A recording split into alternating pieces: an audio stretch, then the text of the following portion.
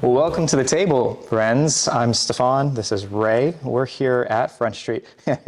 we aren't actually normally in this building when we film, but here we are. I don't think we ever have. I know. But we're here at a table that many of you might recognize. It is in our wonderful Heritage Center, the George Anthony Heritage Center. Yes. And I got a question for you. All right. Do you know how to move a piano in a church? Do I know how to move a piano in a church? Yeah. Now listen, there's two ways to do it. There's a right way and a wrong way. The wrong way is to take that piano and move it from one side of the church to the other. That's going to cause a ruckus. People are going to be upset. But the right way to do it would be to take that piano and every week move it 1 inch, and over the course of a year, it'll be there at the other side, and everybody will say it had been there for years. For years. Uh-huh. Yeah. Incremental change. Yeah. You know, sometimes we're sitting in this room. Now, for those of you who may not be part of Front Street, this is an absolutely gorgeous room, but this used to be a non-used courtyard, a pass-through. Now this room, it's called the Heritage Center, and it's gorgeous. It's done absolutely unbelievably well, but it's used all the time. Yeah. And that was its intent, was That's to be right. used. But also what's neat about this room, it's called the Heritage Center, and some wonderful people here decided that we need to preserve the story of this church, because the story of this church is offering Christ to a community. Yeah. A bunch of railroad shops and that sort of thing, and textile industry, and people that needed to know Christ. And then it began to grow. Yeah. And they outgrew a building and built another building. Yeah. And then later on, some tragedy struck, and a fire broke out and burned this beautiful, beautiful Gothic-looking building.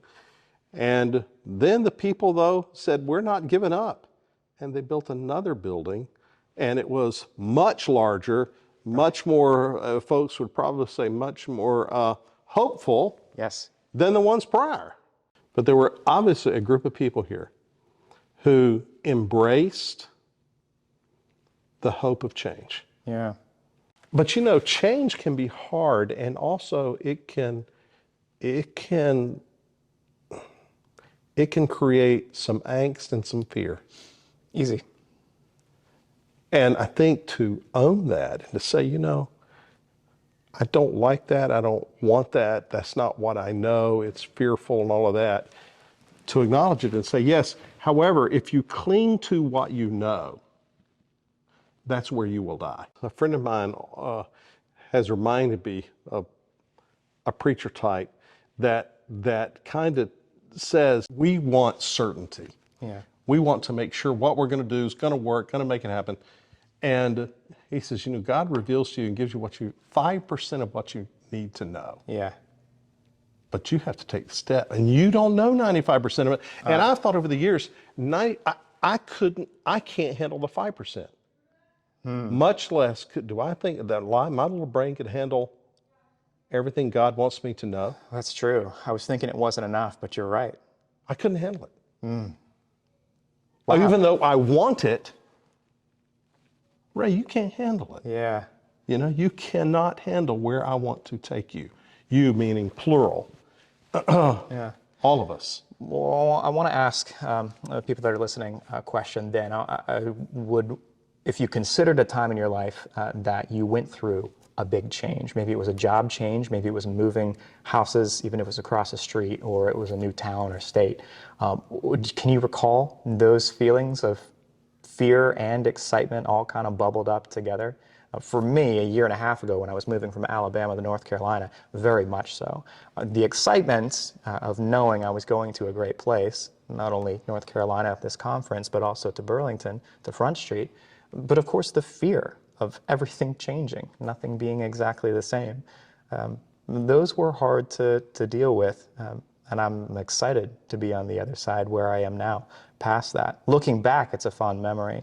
When you're listening to God's Spirit and then you move in those places, it's amazing if you move and just knowing that 5%, it's amazing the things that God opens up. Because usually what happens is what you start out as is not, and what you think you might be going toward is nothing like God is going to open up. But you can't conceive of it. Right. You know, I mean, you just can't.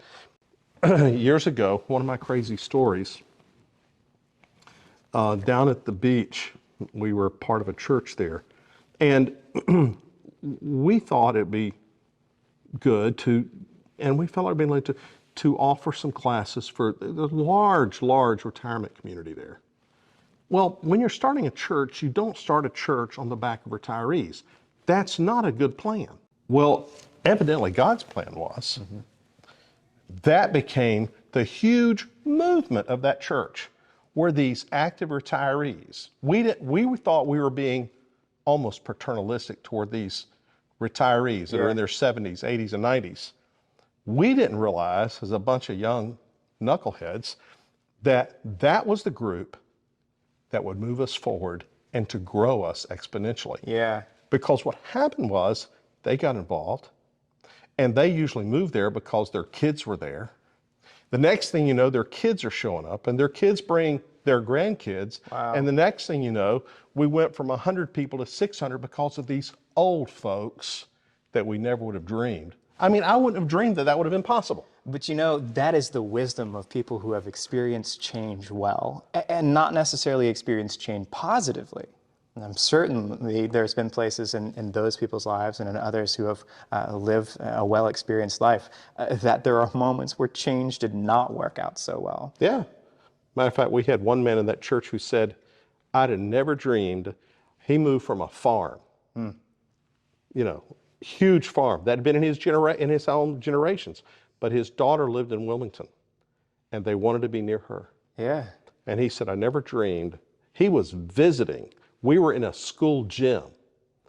And he said, I heard God as clearly as as clear as I've ever heard anything in my mind, ever. Wow. You need to move here. Wow. And he was one of the catalysts, he and his wife. She actually became the choir director. Yeah. She's an unbelievable, had been a college professor.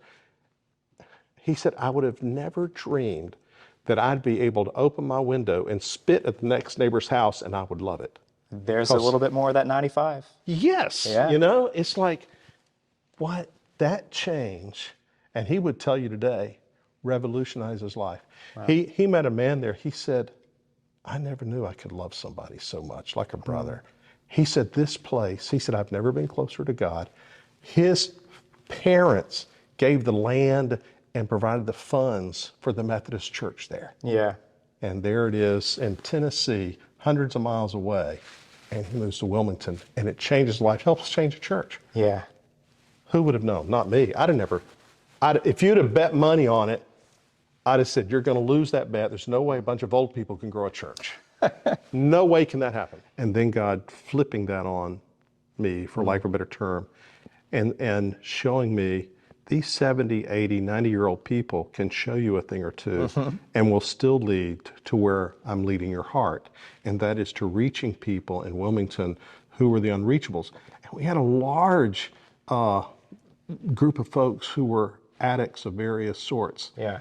And a lot of that was because those 70 and 80-year-old folks had kids who had been addicts, and they thought it was important to make a place that they knew that they were going to be loved, cared for, and covered in the grace of our Lord. Yeah. I wasn't smart enough to figure that out. Well, as a young person, I'll say as a 30-year-old person, where that's we what it get was. Stuck. Yeah. Any place in our lives, we get stuck at places. It's easy too, and to think that we've got it figured out. Well, we've got it figured out maybe for a quick moment. Good point. But then things keep changing. Yeah. And so to have that story to be able to walk with and see how even a small attempt, even a not sure if this is ever going to work attempt, break open into this prolific change. Yeah. And also not even counting on the change, but willing to live into it. Yeah. Even in the fearful places. Even in the fear of change, there was hope. Yeah. It doesn't, I mean, when I think about it, if it has to be arithmetic, a formulaic deal, I'm lost. I wish, yes. If anybody figures it out at home, let us know. But It's weird. the last thing about this is that it's all of us that are a part of this process of change. That's a great point. It's the whole world. It's the whole universe that is constantly changing around us. And it's here in our local universe of Front Street and Burlington that is still changing all around us.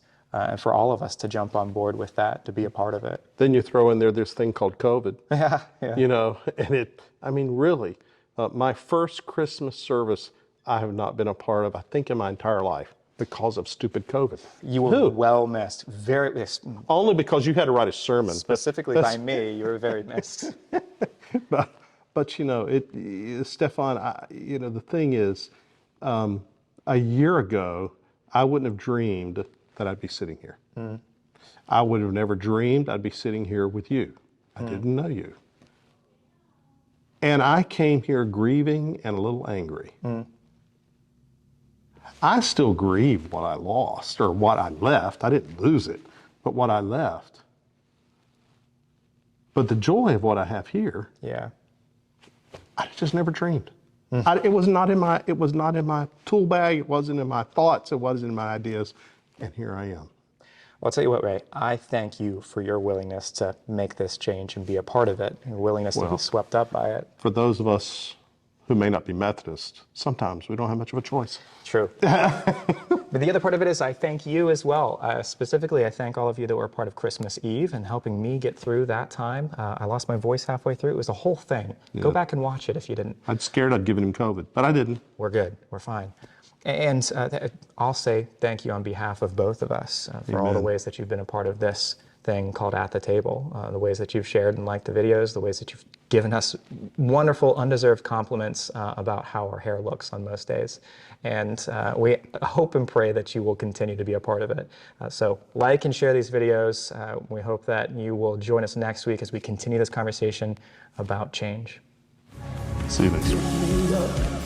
Turn me around, place my feet on solid ground. I thank the Master, I thank the Savior, because He healed my heart, changed my name, forever free. I'm not the same. I thank the Master, I thank the Savior.